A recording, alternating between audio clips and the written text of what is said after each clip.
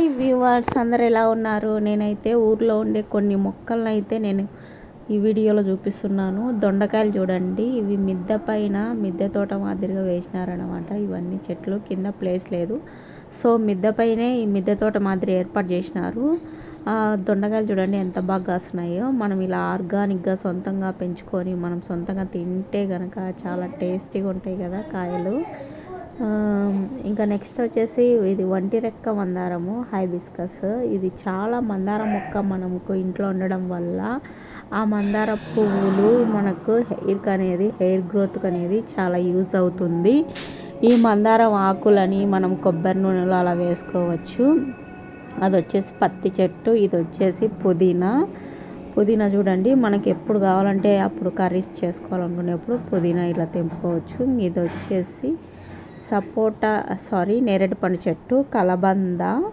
ఇంకా కొన్ని ప్లాంట్స్ అయితే నాకు వీటి పేర్లు తెలియడం లేదు. మీకు ఒకవేళ ఐడియా ఉంటే కనుక ఖచ్చితంగా కామెంట్ చేయండి.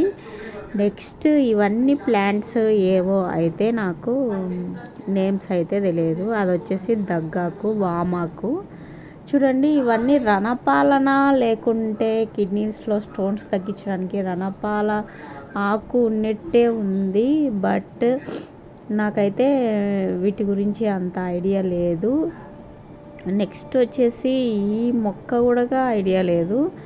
ఏంటో ఇవన్నీ కొత్త మొక్కలు. మీకు ఒకవేళ ఐడియా ఉంటే గనక ఖచ్చితంగా కామెంట్ చేయండి. మునగాకు చెట్టు చూడండి, మనం ప్రతిరోజు మునగాకు అనేది మనము ఆహారంలో చేర్చుకోవడం వల్ల మన హెల్త్కి చాలా మంచిది. ఇంకా ఇది వచ్చేసి శంకు పూల చెట్టు. ఈ శంకు పూల చెట్టు వచ్చేసి మనము కాఫీ కాచుకొని తాగడం వల్ల, కాఫీ అంటే కాఫీ కాదు, వాటర్లో మనకు టీ పౌడర్ బదులు ఇది వేసుకొని తాగితే కనుక చాలా హెల్తీగా ఉంటాము.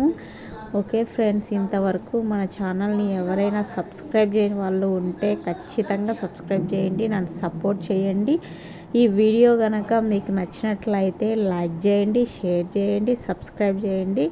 ఇంకా నేను మంచి మంచి వీడియోస్ని పోస్ట్ చేయడానికి ప్రయత్నిస్తాను. Okay, thank you.